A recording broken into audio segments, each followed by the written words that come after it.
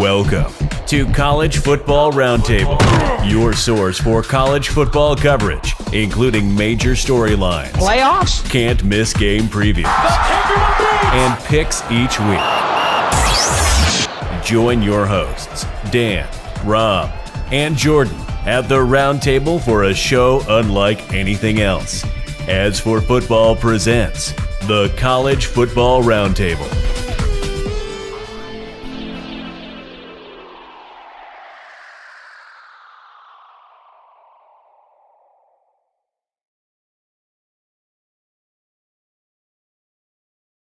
All right, so welcome back, Peanut Gallery. Glad to see you guys on and join the live stream. We are getting started. It is week 0, and we have our first week of college football in a very, very long time. We're settling into the 2023 season. Navy starts their season in Dublin. Army is on the NFL Network, and the Big Ten is multiplying like a gremlin dunked in a swimming pool. I know that is a dated reference. However, it is a classic holiday film, and it really gets to the point. Big Ten's out of control, but welcome back, Trash Talkers, to the College Football Roundtable, or if you prefer, Ring Knocker Radio. We have a special Ring Knocker Radio version of it today. We normally call it 2 O's and an NCO. We're waiting for Joe. Hopefully he'll pop in here in a bit, but he was in the outline, so we know that he's still amongst the living. We just got to get him on the show. Anyway, I'm your host, Rob from Fayetteville, North Carolina. We got Dano Ikebesa calling out of coastal Connecticut. And joining us today to talk about Navy is Mark the Witty Mitty. And so if you are following him on the socials, you'll get jabs and pokes because he is always very, very active, particularly as it gets into the football season. And for me, it makes everything great. But we will pause for a second there. And how's it going today, guys? Well, you already heard my frustrations. I'm happy to be here. I got a beer, even if it's non-alcoholic. Can't decide if that's good or if I need to get dunked on for that. But anyway, here we are. Yeah, makes sense. And I'm doing great. Navy's Twitter troll and now 2-time guest on the As for Football podcast. So I'll be painted with that brush. I got no issues with that. Happy to be here. Awesome. All right, and as we're waiting for Joe to load up, I'll just go ahead and pay some bills. So we've got a sponsor here, BuyerBarn.com. Buyer Barn's been our sponsor for about a year. Dan Robinson, my brother from another mother, ran a traditional co-op for several years, and then he realized that there's probably a way to bring this thing into the 21st century. So he and his co-founder, Dino, took their experience in IT management and development to build the world's first farm-to-farm online auction and sales platform. The upside is it reduces health issues, reduces animal owner contact, reduces animal fraud by a buyer rater selling system, fully integrated auction with secure platforms, and you can buy and sell at your own time. Plus, you get better market pricing because you have a wider audience. Think about eBay versus a yard sale. You're going to have more people come in and take a look at your stuff. Either way, Buyer Barn is dedicated to helping small farmers in America and are providing a special discount for military veterans. And you can find out more by going to buyerbarn.com or email them at info@buyerbarn.com, or you can always jump onto the As for Football website, and there is a button that you can follow on the screen. Let's drive into a little bit of what this show is about. Hey, it's College Football Roundtable. We talk about college football writ large. We've got a bunch of homers here for Army, so we try and avoid that and keep that activity on the Army football show. However, we get some pretty in-depth discussions talking about the Big Ten with Joe, who's our resident expert. He lives right up the street from the Big House, so he gives us a lot of the inside track on the Big Ten. It's more like the Big 43 and growing, but we'll keep going through this. But we talk about Army football early.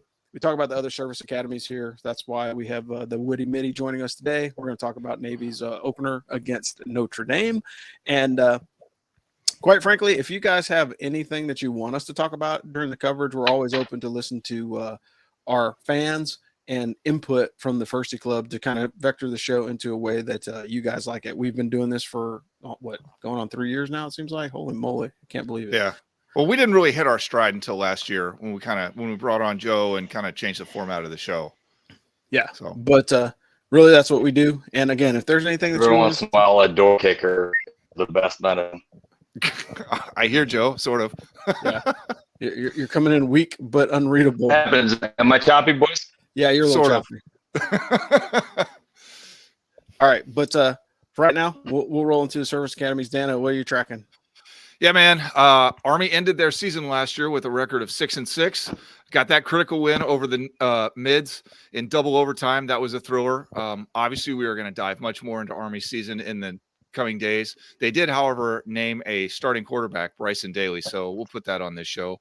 Air Force had arguably the best academy football season last year, going 10-3, winning the Commander-in-Chief's trophy. They got a postseason win over Baylor. They somehow still managed to finish 4th in the Mountain West, which has got to be frustrating when you win 10 games. Like we said, Navy went 4-8, and then adding insult to injury, they fired longtime coach Ken Niumatalolo in the locker room. We've been doing our best on this show to convince Navy fans that if they don't win 10 games this year, it's a loss. I don't know how that's going to go, so we're gonna ask our residence expert. And this is the point in the show when we would talk about the FCS academies, but we don't have any information on them except that one of them has boats, and in fact, they both have boats. Awesome. Oh, I know Joe's working on his connectivity, so we're going to roll into the FPI rankings for what it's worth. And again, these things aren't worth the paper that they're printed on until you get into the season. And even then, FPI rankings don't really matter. But then we'll jump into some other.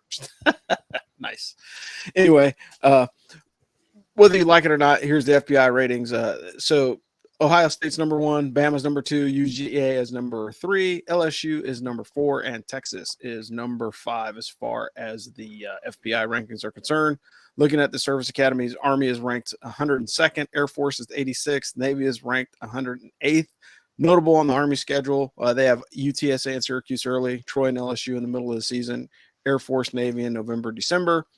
Air Force has Utah State, San Jose State in September. They got Navy on the 21st, Army in November, and Air Force looks like they can have another 8 to 10 win season. But if you look at their schedule as a whole, it's pretty mediocre. I mean, they don't have any really challenging teams, particularly outside of the conference, that are coming in. And I think, honestly, their most challenging contest will be against Air Force and Navy, or Army and Navy this year, which doesn't speak much for their schedule. And then notable for Navy this season, of course, they open this week against Notre Dame and Memphis in September as well. They got North Texas, Air Force in October, Temple, and of course, you've got the Pirates versus the midshipmen in December, or correction, in November, and then you got the Army Navy game, of course, as always, in December. What are your guys' thoughts on the schedule? We'll go with Dan. Well, let's kick it over to Mark first, because we got a question. Seriously, what does a win look like for Navy this year in Dublin? We got a win in quotes there. What's your season total? What are you looking for? I think successful would be 6 wins and go back to a bowl game. I think it's possible to go to get 7 wins. And I outlined, I think, the last time we talked about those games that I thought were the pivotal games that we definitely need to bring home a win on. And of course, it's the 2 Service Academy games. And I've got Memphis circled in September. I mean, that's going to be a big test regardless of how Notre Dame goes. Playing away at Memphis, especially at night, especially during the week, is going to be very tough. And that's, I think, where we'll see what this team is really made of. I've got a lot of detail on who we're returning from starters and such, but I don't think it's out of the realm of possibilities to go 7-5. Okay, that's awesome. Like you said, Rob, I think it's notable that Air Force has 0 Power 5 games. They've got their last game is at Boise State. That's definitely got to be the hardest game on their schedule. And it's odd that Army has the hardest Service Academy schedule this year. But if they can somehow eke out a winning record against that schedule, that's going to be a memorable season overall. Yeah, I agree. Hey, Joe, do you want to jump in on the FPI rankings? See if we can get a hold of him. He looks like he's frozen. He's here in spirit, if not in body. Can you hear me now? No, you're still coming in broken, a little crazy. You might want to shut your video down, see if that'll give you some audio bandwidth. But while we're waiting for Joe to troubleshoot, we'll move on to the AP top 10 for week 0. Again, you got Georgia, Michigan, Ohio State, Bama, and LSU in the top 5, and that's just a scramble from the FPI ratings. And then you've got USC. That's nuts. That's nuts. I'm sorry. Did I say that out loud? Penn State, Florida State, Clemson, and Washington. Little disappointed to see TCU outside of the top 10. I think anybody that I think when did Florida State get good last year? I have no idea. I've seen them in the top 10 everywhere. I do not remember thinking at any point in the season last year that Florida State was like a legitimate college football team. Yeah, I don't think I ever got excited when like I saw the Florida State schedule or hey, coming up next in the ACC network, Florida State. I was just like, is there anybody in the country that's picking Florida State to beat, say, Tennessee? Seriously. Yeah, I have no idea. Probably Desmond Howard, given the fact that he picked Texas A&M last year, and he made himself meme worthy for that one. So, I think the other thing that's interesting, of course, is you don't see anywhere near the top 10 is TCU. Even after the game that they played, like, yeah, it's the national championship, but it was against Georgia. I think the results would have been similar to anybody that was in the playoff. I think the best team that had a chance to beat them was Ohio State, and they just couldn't get it done. So I mean, it is what it is. But I think Max Duggan's departure really has a lot to do with how TCU is being looked at this season. So. Well, he's outside now. He's outside. It's getting serious. His jungle antenna. There he is. So we're waiting for Joe. I had to change locations. Can you hear me now? That's much better. We got you. All right. Yeah, just so you know, that FPI, I don't know what it stands for, freaking poser index, because Michigan's not even in the top 5. The only list in America, Michigan's not in the top 3. I'll just tell you that. So ridiculous. Absolutely ridiculous. And I think Navy's getting hosed having to play Notre Dame first because it's not going to be a 35-32 game, in my opinion. I think giving them Notre Dame first game of the season, I hate seeing a service academy get housed, but I wish they played Notre Dame later on in the season when everything's kind of meshed out and they know exactly what they're running with, who are the 1s and 2s and everything. And, going into Ireland to play Notre Dame first game of the season, that's a full plate. Hey, listen, they'll be able to put new lane lines in the pool, new turf down on the field. I mean, it's hard to make money in this country. I mean, real scratch, that's real money. Yeah, Brian Newberry had a thing or two to say. No, you're not thinking about wins and losses. I'm a businessman. Right? I can tell. Yeah, go ahead. I like what Ivan Jasper says about Navy is you better get a shot at us before the leaves turn because we're a much better team in late October, November. But Newberry threw some water on that. Newberry said, look, Notre Dame's going to get better as the season goes on as well. So why not get a crack at them early? And he's feeling pretty good about that, especially in the era of the transfer portal and a lot of new players on their side. Well, yeah, that's a lot. That's a lot to hang your hat on. Team that beats Clemson, and you only lose to them by 3, and they beat Clemson in the same month.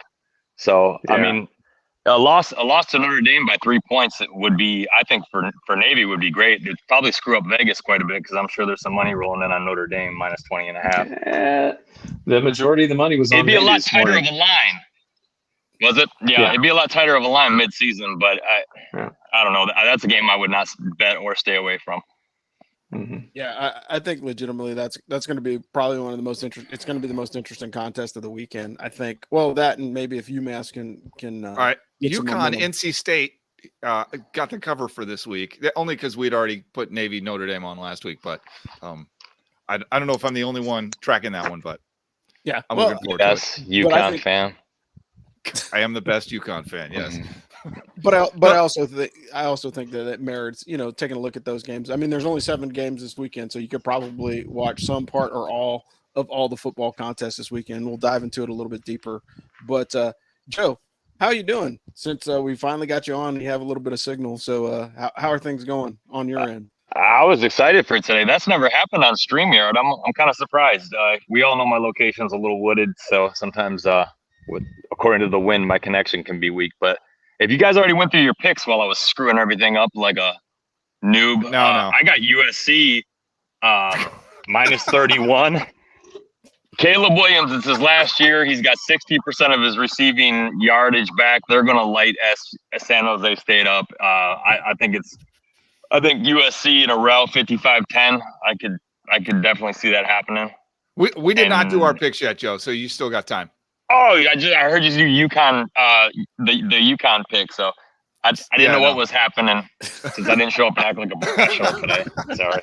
All good, guys. All good. Hey, speaking of being professional, Dano, do you mind doing the read for Craig? All right. So if you've been listening to this show for a while, you know that Craig Oxane, Vice President of Residential Lending for Draper and Kramer in Chicago, is one of our sponsors. West Point, class of 1994, licensed to lend in all 50 states, one of the largest VA lenders in the country. Craig is going to give you the best deal he possibly can, super competitive rates. I don't know if you guys have bought a house before. If you listen to this show, you might have bought a couple. The mortgage process is super confusing. They basically give you 2 inches worth of paperwork and tell you to sign your life away. And it's as you're putting pen to paper that it occurs to you that you really should not have dealt with some clown who's just trying to make a buck off you. You want to deal with somebody who cares, who's not going to rip you off, not a call center, not some random box bank, mindless website. Like, deal with an actual person. That's Craig Oxane. And this is how the West Point network functions, how the larger Academy network in general functions. Craig is helping us stay in business here at As for Football, and we're trying as hard as we can to help you get the best deal on a mortgage by introducing you to the very man you need to meet. So also, Craig does not charge lenders fees for veterans. That's a huge savings. It's like $1,300. Like, get that money. Go on our website, click the link, fill out a little form. You'll be talking to Craig in a couple of hours. Easy peasy. And I'm telling you, you really can't do better on a mortgage. And with that, let's talk about Notre Dame and Navy, because we got an actual former midshipman with us here to tell us about the game. So, Mark, you want to tell us about this matchup a little bit? Yeah, well, how much time do we have to spend on the glorious history and pageantry of the Notre Dame Navy series? Because I know your listeners are very eager to be educated on all of that glory. Am I right? I mean, we got a little time. Well, okay. If they're not, they can change the station. Say whatever you want. To keep it short, the history that matters in the context of the country is in World War II, Notre Dame was in a lot of trouble. And the Navy came in and said, hey, we will, ask you to be one of our VC-12 programs, which was an officer commissioning program. So the Navy threw Notre Dame some bucks to keep the doors open and got a lot of Navy and Marine Corps officers out of that school. And, that school at the time was all men. So that's where this started. At that point, Notre Dame vowed to play Navy and football every year, partly as a thank you. And Notre Dame kept the blue and gold uniforms that Navy lent to them to wear. And so that's a big deal. I'm like a lot of Navy fans. Personally, I have a lot of stake in this game. My little brother went to Notre Dame at ROTC, and my wife, who went to Annapolis with me, she has 4 brothers and sisters and a dad that went to Notre Dame. So the family gets to we get to have a lot of fun with this game. And I was able to do the flyover at the 2009 game at Notre Dame Stadium. We ended up winning that game 23-21. Jimmy Clausen hit Michael Floyd in the back with a pass that we intercepted. It was really exciting. So it's a terrific series. A lot of Navy fans get into it. There's a lot of crossover, especially with the good ROTC program at Notre Dame. And then there's other Navy fans that, like a lot of college football, are polarized by Notre Dame and can't stand them and just love to get a crack at them every year. But our players definitely love this, and it's a great way for us to kick off the season this year. Like I said, it's a week 0 game. Brian Newberry said no big deal on that, and I'll start there. But what else do you want me to get into? So I'm under the impression that the best part of Navy's team is their running defense. Fair or no? I think that's fair. Third best rushing defense in the year last year nationally, even though we played Air Force and Army and Cincinnati and the likes of others. Defensive pass efficiency, 124th out of 131. So we got burned a lot deep, and that's where we needed to shore the game up. We brought in a new coach as the defensive pass coach, and we return all 4 starters in the defensive secondary. Okay. So looking pretty good there. If we've done some good work in the offseason, we should be good to go. We've got depth at corner, which has been noted in both spring camp and summer camp as well. But you're right. I think if you're Navy in this game, you hope that Notre Dame is a little skittish with their passing offense with a new quarterback, a great quarterback, but a new quarterback. But they're banged up in the tight end room, and they're untested in their wide receivers. So I think if you're a Navy fan, I'll talk about their OC in a minute if you're interested, but if you're a Navy fan, I think that you hope that they run the ball, and you hope that your run defense is as good as it was last year. Yeah. Now, there's a lot to talk about on Navy's offensive side of the ball, but I think that's what you hope coming out of the gate there. Well, so let me just say, I've seen Sam Hartman play a bunch, including in person, and he is a bad man when he does not get hit. But he had that one game, was it Louisville or West Virginia, where they got like 8 sacks in the third quarter? Yep. So if you can get some pressure on him, he is prone to the occasional like boneheaded mistake. Yeah. Or putting the ball on the ground, which is what happened in that game. Can you guys get a pass rush? Oh, absolutely. I mean, yeah, staying on that side of the ball. Remember, Brian Newberry's defensive coordinator, his first season at Navy was 2019. And Navy brought a ranked team into South Bend, and I was at that game. Mm-hmm. And Brian Newberry played it pretty conservative because of the athletes they had, and Notre Dame did whatever they wanted. And Newberry, after that matchup, said, I'm never going to let Notre Dame do this to me again. So if you look at the games in 2021 and 2022, I could argue that the defense played well enough to keep us in the game. Okay. Now, the score might not seem as such, but the thing was, we could not move the chains on offense at all. So on that side of the ball, we do have some challenges. But I do think that the Navy defense can keep this close. I think they'll bring a lot of pressure. And I think the cat and mouse game between the Navy defense and the Notre Dame offense will be especially fun to watch. All right. So you wanted to talk about the offense. Who's playing quarterback for the Mids, and what do we need to know?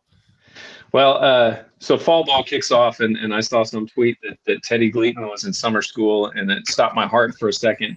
Like Ken Niumatalolo's eyes lit up when they talked about Teddy Gleaton. He's advertised to be able to run the ball and throw it really well. And I started to text somebody in Annapolis, and then I was like, I don't care why he's in summer school. Like, I got other things I got to do. He's in summer school, so he missed the fall camp. Now, having said that, you got Blake Horvath, who's an up-and-coming sophomore from Findlay, Ohio, down the road from me. And he's shown really well in spring camp and summer camp as a sophomore. He ran a flexible offense in high school. It's fascinating to watch because they ran the play side slot right through the hole as a lead blocker, which is different. But anyway, and then you also have Ty Lavatai, who's showed up well in fall camp as well. I think they will start Lavatai. I think they like Horvath, and they'll give him some snaps in the game. And they've moved Xavier Arline. He's actually playing a little slot back to get him on the field. So this is all Grant Chestnut's new offense or wrinkled offense that he's installed since Grant Chestnut, the offensive coordinator, has come in. But I'll tell you, in the last 2 years, they've really had a hard time moving the chains against Notre Dame, and not just a little bit. And I know we had a big comeback in the fourth quarter last year, but Ty Lavatai was injured in 2021. Xavier Arline started that game. We scored 6 points and couldn't move the chains. Last year, Ty Lavatai had been hurt in the previous game. It was Xavier Arline's first start, and we struggled to move the ball again. Now, when Masai Maynard came in the fourth quarter and got a couple touchdowns for us, that's because Arline was hurt. So this could be the first time in 3 years that we feel good about a couple quarterbacks coming in, and if they can stay in the game against Notre Dame, there's some hope. From there, hey, we're returning 4 guys on the offensive line, and we've got some new wrinkles that we can try out. The defense has got to keep it close, and the offense has to move the sticks, and they got to hold the ball. Yeah. In the last 2 games, our largest possession time was 34 minutes. We're going to need to have the ball for 37 minutes in this game to win. All right. I've got last 2 questions, and then I'll just let you talk. I mean, we brought you on the show to listen to you talk, but last 2 questions, both kind of statistical. Over under 8 passes for Navy.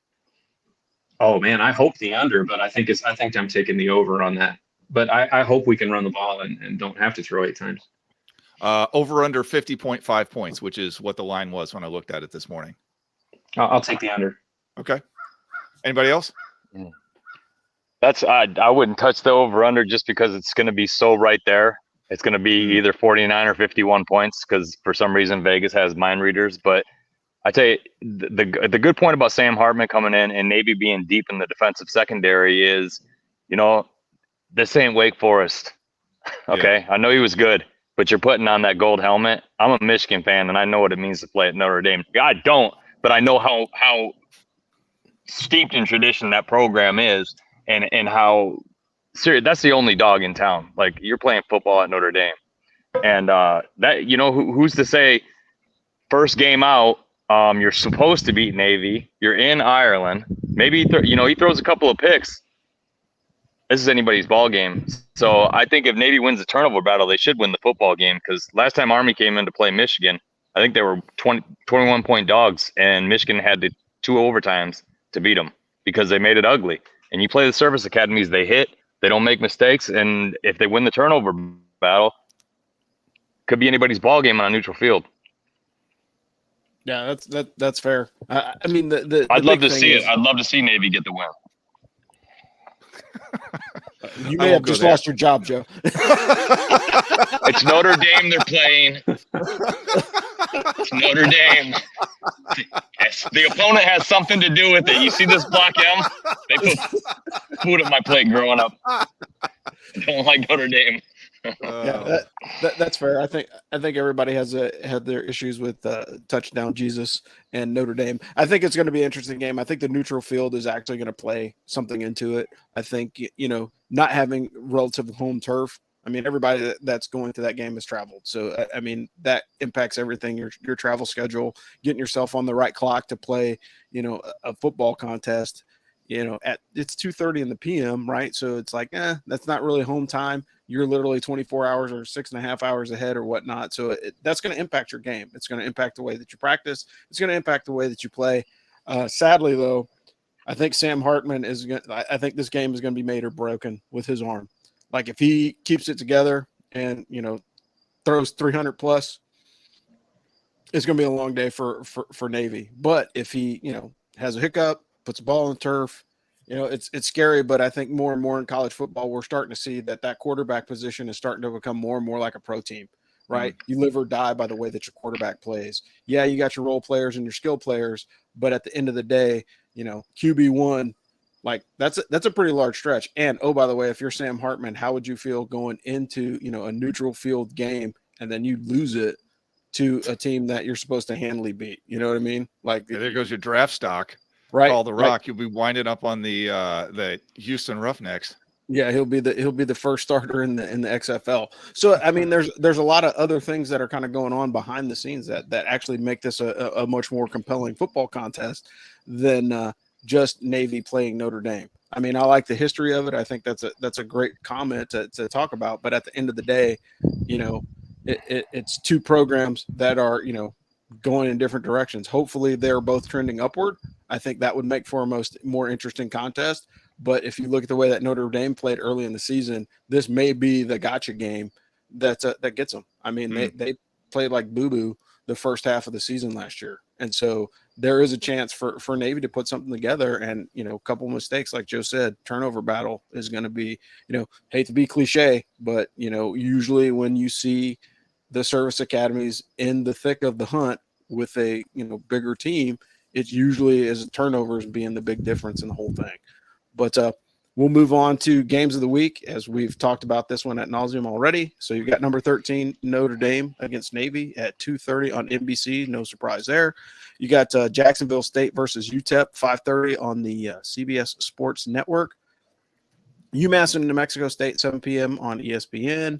You've got San Diego State versus Ohio on FS1. Vanderbilt and Hawaii at 7:30 p.m. Eastern on the SEC Network. You've got USC and San Jose State on the Pac-12 Network.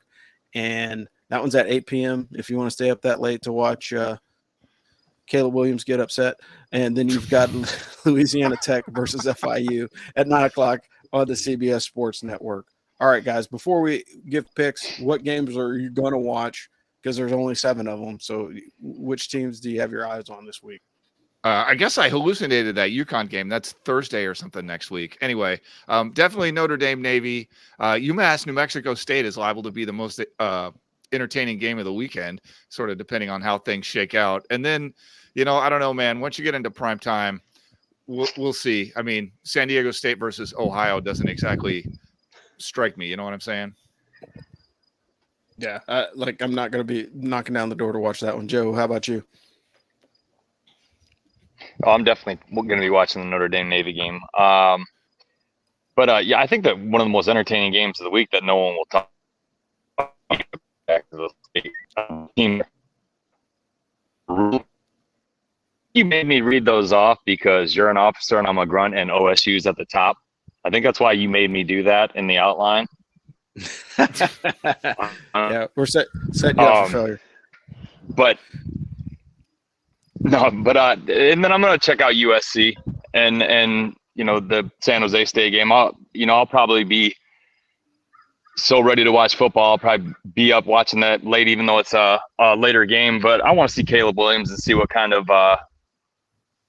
return he's got after winning a Heisman. Because a lot of times winning a Heisman isn't necessarily like a slingshot into a great next college season, because most guys don't play another college season after they win the Heisman. Yeah. So it's fair. to me, it's kind of like a lateral move. Like, I won the Heisman, and now I'm going to go back and do what I did last season all over again instead of get drafted. So it'll be interesting to see what kind of motivation he's got. And maybe it's to be the first quarterback off the board, even though I don't think he will be.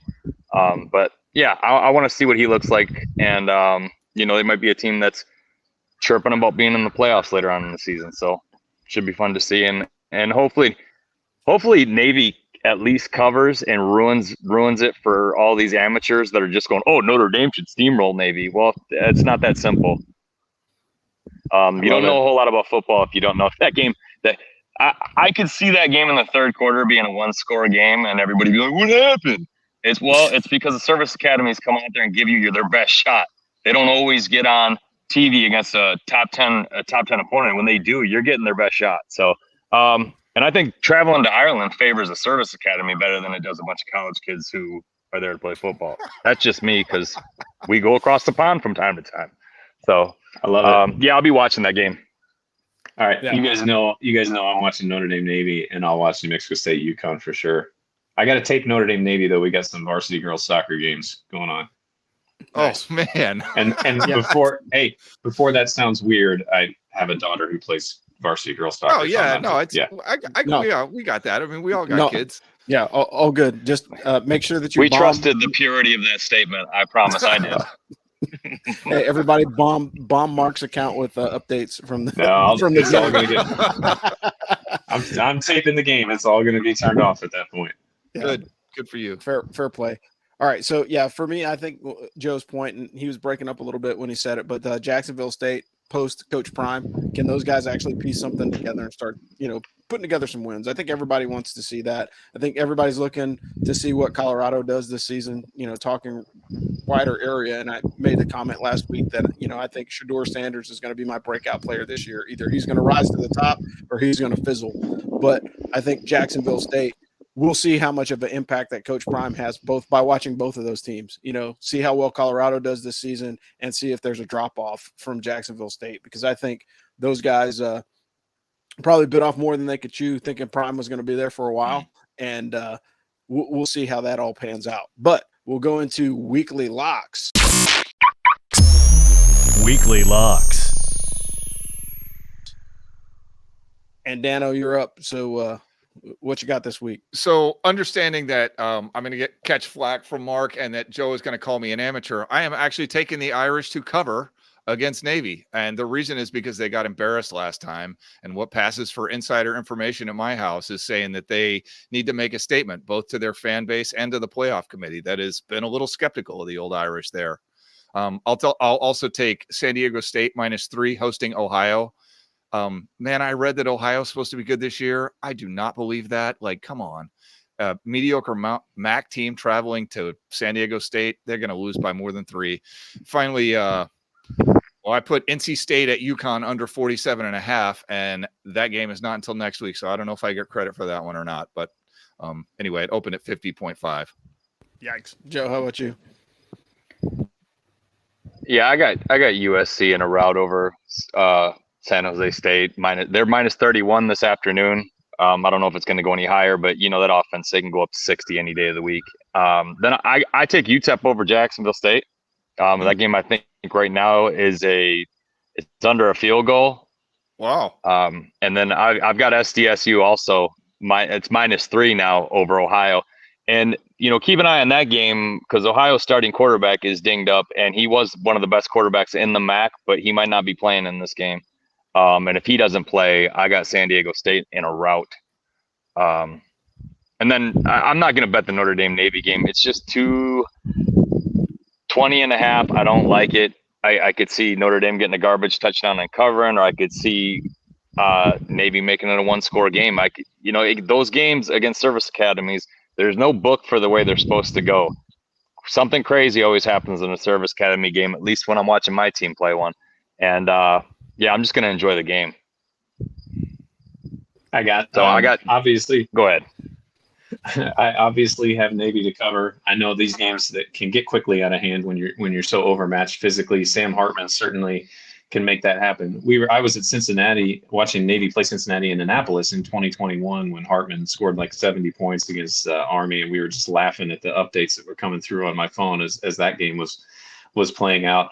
But I still have Navy to cover. And just another storyline in here, Jared Parker, the offensive coordinator at Notre Dame, the Notre Dame faithful are not happy with that hire. Here's a guy who was he's the OC at West Virginia, comes to Notre Dame as the tight ends coach. Everybody knew that his last season at West Virginia, he was the play calling duties were taken away from him. And then in this past year, when Notre Dame could not hire the Utah offensive coordinator for salary considerations, there are a lot of fans that are unhappy with that hire. So I think that Notre Dame will be conservative on offense. I think it's a lot of pressure on him to perform well in week 0, and I think for that reason Navy covers. Interesting. Yeah, that's fair. But you also got to think it's going to be a televised game, and again, I think at this point, given the fact that we can basically toss the baby out with the bathwater as far as the 18 playoff is concerned, since all of the conference realignment, I mean, we went through all that pain, heartache, and gnashing of teeth, like, oh, like how are we going to get this thing fixed? And the BCS is terrible. The new playoff system, there's not enough teams. Now we're going to go 8 teams, but it's like, oh, so we're just going to have a Big Ten playoff to figure out who's going to go into the playoff. Yeah. Because like it doesn't even make sense because these conferences are getting so like SEC's dropping conferences in 2025. It's getting, or not conferences, divisions. It's getting to the point where, whoever can make whoever can hand the biggest bag of McDonald's money to the playoff committee behind the scenes is probably going to get, one of the nods. Go ahead, Joe. There's a small part of me that feels bad for USC and UCLA, a very small part, fans, because they're about to turn into Nebraska and Penn State. You watch. Come run this schedule in the Midwest and play Ohio State in, I don't know, November when it's, 3 degrees out. Or come to Ann Arbor. Like, they're not going to like it. I promise you. They may start out hot, and they may be the pretty girl at the dance. But run that schedule past Halloween and see how healthy your team is and see how you like playing in 20-degree weather. I think that USC and UCLA have had a bit of a sweet walk playing out there on the West Coast. And they need some Midwest football in their life, and they're about to get it. Yeah.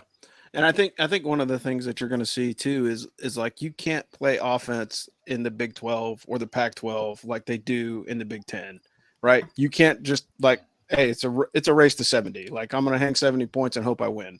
I think you're going to run into a much stiffer defensive competition, and the coaching is a lot better as far as the defenses are concerned. So they'll make adjustments at halftime, and you may be up by 10 points, and then next thing you know, you lose by 20 because the teams are able to make adjustments. And doggone it, there's some talented players, in the Midwest that don't get as many looks as they should. But if you bring a wider market like USC and UCLA, and you're really setting yourself up for failure, because if you have a losing record, now you're stuck in the Big Ten. How do you recruit? One of the biggest controversies that they have is other conferences coming to recruit the skill players out of the left coast. So you've got Ohio State and Michigan going to California and recruiting these quality players. Well, guess what? It's going to be even more compounded now if you're playing against these guys week in and week out, and you're getting skull drug. So I think it'll be interesting to see how that all pans out. But my picks for this week, I would take the over on USC and San Jose State. Reason being is, again, USC is a Big 12 offense. Even though they're in the Pac-12, they play defense just like they're in the Big 12. So at the end of the day, it's a sieve. It's going to be a race to freaking 50 points, and they will easily go over 64.5. I think they're going to be looking closer to 70 in that one. And then surprisingly, I'm going to take Hawaii to cover over Vanderbilt, because Vanderbilt basically sucks. That's very surprising. But their field is still under construction. Yeah, but unbelievable. Vandy's terrible, and I have a personal vendetta against those guys. I think the only thing that would make them the worst team in the SEC is if they play Texas A&M head to head. Like that's like garbage ball for both of those teams. And what Vandy won like 4 games in the last 2 seasons, let alone like they were nipping at the world record of horrible football in college. So I think I'll take Hawaii to cover 17. It'll be close, but I think they'll get the win and probably knock them off the box instead. What?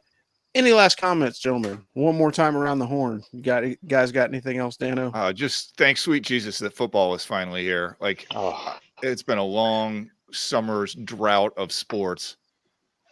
I got entirely too into pro wrestling. Like, this cannot continue. You did because you got into it at all, which means you got entirely too into it. I'm just kidding, man. I'm just kidding. And Colonel Rob, you should check out FanDuel and see if you can get like a plus 500 bet on just USC to go over 64.5. Yeah. Only use one team and see if you can prop bet that, because they might do it by themselves. Yeah, well, that's what I'm saying. Like that one's going to be ridiculous. Like, it's going to be ridiculous. I fully expect to see at least 75 or 80 points in that game, and USC will have 60 of them easy. You can't not. If I'm Caleb Williams, I'm trying to put up as many points as I can because I gotta make my case. USC has been the only team that's ever sniffed close to having a back-to-back Heisman winner, and if Caleb Williams came back for that purpose, he has to show out. He has to. There's Look no out for question JJ McCarthy. That's all I'll say about that. I'm saying it early, boys. He might be the first quarterback taken. Look out. Oh man.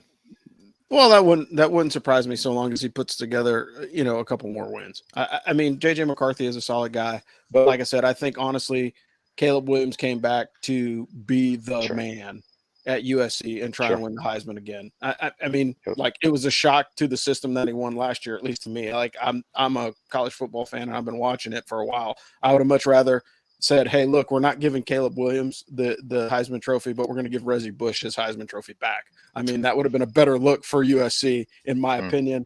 But I'm going to pause there so I don't go on a rant. But this brings us to the end of the College Football Roundtable. Hey, we thank Mark the Witty Mitty for coming on today. It's been great having you. As always, we will always. Yeah, we got to bring you back for sure. Awesome. Yeah, absolutely. Yeah, we always like having you on the show. Thank you. Again, and for those of you guys that are paying attention to the socials, like, we are actively involved into a new picking program. So we're using Bandwagon's Fantasy Sports. It is a very simple league to set up. Go to the App Store. Is the App Store? Yeah. We have it's all explained on the website. Go to asforfootball.com, click the little button that says Bandwagon Fantasy Sports. Read the 300 words that I wrote for you. It couldn't be easier. It'll take you 10 minutes. All of that, including the reading.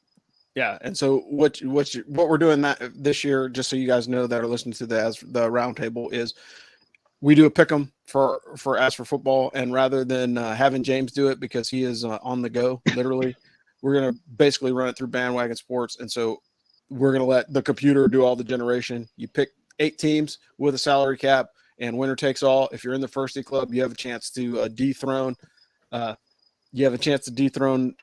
James from Brigade Review to get the strap. The strap is on the line. So if you're not registered in there, you can't win. If you're not part of the Firsty Club, like I said, you'll get a hearty handshake and a pat on the back if you come out on top.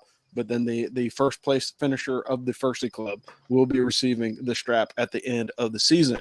So if you are looking for some more college football, hey, it's coming up on Friday, Saturday, and Sunday of this week. The Church of College Football is now open, so they will always take your money, and the pews were always available, and there's always room up front, particularly when you're at your house. Amen. Jesus. That's what I meant. Jeez, no, I'm just kidding. I wish you could really see the visual. Anyway, guys, this has been Rob the Angry Colonel calling out of Fayetteville, North Carolina. We got Dano E. Cabeza out of coastal Connecticut. Trigger Joe in the home of the big house, and Mark the Witty Mitty. I'm in the woods. In the great state of Ohio. This has been the College Football Roundtable, brought to you by As for Football, and we will see you guys next time. Thanks. Beat 'em. Thanks for listening to the As for Football College Football Roundtable. Tune in next week as the AFF team brings you more hot takes and college football analysis. We'd like to thank our sponsor, BuyerBarn.com. BuyerBarn.com is the world's first platform to perform online auctions and sales for farm animals. BuyerBarn.com is dedicated to helping small farmers in America and are extending a special discount to military veterans who want to help in the revolution of the family farm. Go to BuyerBarn.com/military. That's BuyerBarn.com, BYREBARN.com to learn more and to get started, or email them at info@BuyerBarn.com. Thanks again for listening to As for Football, College Football Roundtable, and as always, beat Navy.